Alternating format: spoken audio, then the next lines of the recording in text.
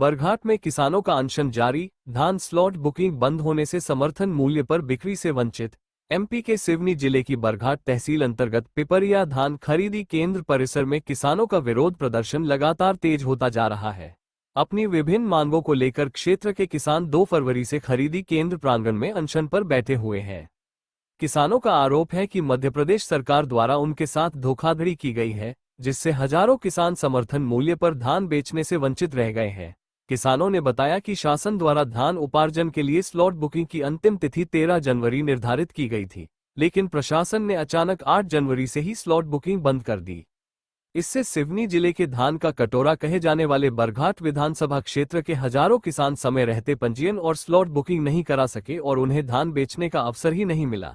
पीड़ित किसानों का कहना है कि वे लगातार जिले के जिम्मेदार जनप्रतिनिधियों और अधिकारियों के चक्कर काट रहे हैं, लेकिन अब तक उन्हें केवल आश्वासन और झूठे दिलासों के अलावा कुछ भी नहीं मिला है। मजबूर होकर किसानों ने आंदोलन का रास्ता अपनाया और अनशन पर बैठ गए हैं। किसानों ने विरोध स्वरूप धान परिवहन में लगे ट्रकों को भी खरीदी केंद्र परिसर में रोक रखा है। जानकारी के अनुसार धान से भरे करीब 10 ट्रक पिछले 7 दिनों से पिपरिया गांव में खड़े हैं, जिससे खरीदी और परिवहन व्यवस्था प्रभावित हो रही है। किसानों ने प्रशासन से मांग की है कि स्लॉट बुकिंग दोबारा शुरू की जाए और वंचित किसानों का धान समर्थन मूल्य पर खरीदा जाए। वहीं प्रशासनिक स्तर पर अब तक इस मामले में कोई ठोस समाधान सामने नहीं आया है। किसानों का कहना है कि जब तक उनकी मांगें पूरी नहीं होंगी, तब तक उनका आंदोलन और अनशन जारी रहेगा। धान जो सरकार को खरीदी करना था 13 तारीख तक, उन्होंने 13 तारीख की जगह 8 तारीख को ही पोर्टल बंद कर दिया, जिसके कारण से हमारी धान खरीदी नहीं हो पाई।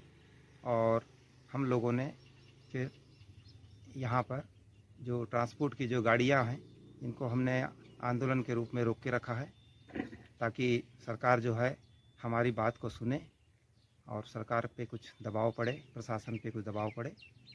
कमल भैया चलने तो भोपाल भी ले गए कमल भैया ने। मैं तो इस लाइव के माध्यम से कमल भैया को कहना चाहता हूँ, कमल भैया आप जिस क्षेत्र से आते हो, ये धान का कटोरा है। सिवनी जिले में बरघाट विधानसभा एक फसली क्षेत्र है, धान उगाते हैं। आप उस क्षेत्र के किसान और यहाँ के हमारे जो किसान है, बुरा मत मानिएगा, हम लोग भर भर के कमल भैया को और भारतीय जनता पार्टी को यहाँ के लोग वोट देते हैं। कमल भैया को कम से कम आके खड़ा होना चाहिए, रोड में आके बैठ। क्या एक विधायक जब किसानों के साथ आके बैठ जाएगा तो क्या मुख्यमंत्री नहीं जागेगा?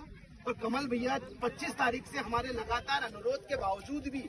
मेरा तो ये मानना है भैया कि बरघाट विधानसभा में आज के टाइम में किसान रहना सबसे बड़ा गुनाह और सबसे बड़ा अपराध है।